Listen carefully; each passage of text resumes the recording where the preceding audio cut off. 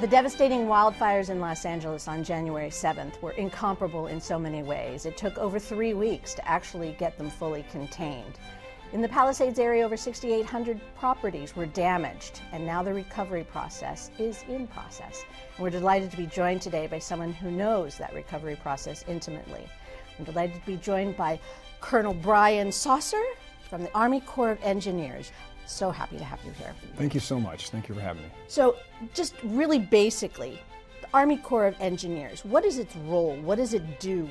So the Army Corps of Engineers, you can trace back to the origins of our nation. And it's really unique for any Army to have this component of your active duty force that also has a crucial role in the infrastructure of the nation. And we really exist to solve the nation's engineering challenges. So you can look at the Hoover Dam, you can look at the Mississippi River, you can look at the Washington Monument. Those were all projects by the Corps of Engineers. Thus, the first thunders of man's determination to conquer the Colorado River, which heretofore had known only the hot silence of the desert and the roar of the river's angry floods.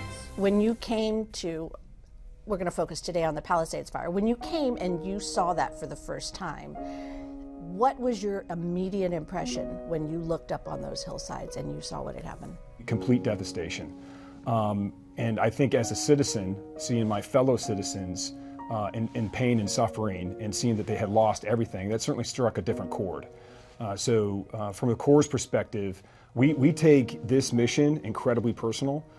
There's a district headquarters here in Los Angeles, the Los Angeles District of the United States Army Corps of Engineers.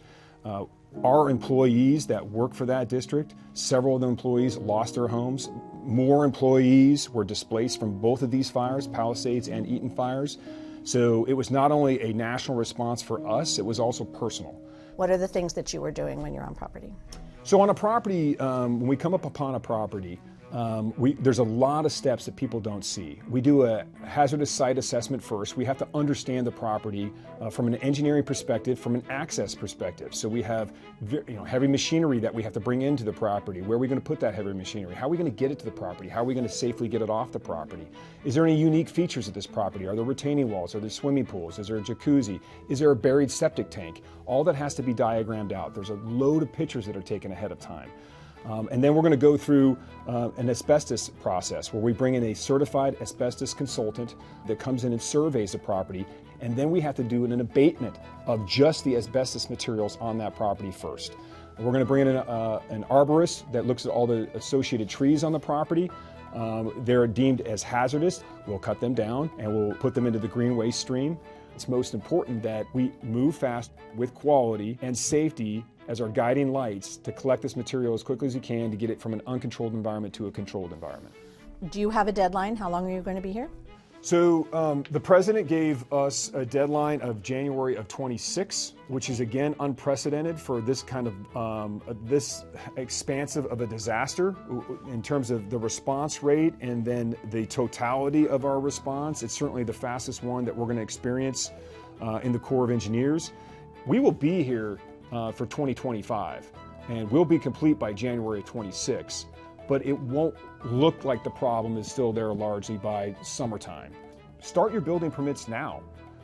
Start with your architectural designs now. Start selecting your builders now if you so choose. And you can simultaneously, as we're working debris removal, start the process towards the rebuild. So I have no doubt that there's going to be construction in the Palisades or in Malibu while we're still removing debris. What's the best website for people to reach out? That's recovery.lacounty.gov. I so appreciate your time. Thank you so much, Colonel Saucer, for being with us today. Thank you for having me.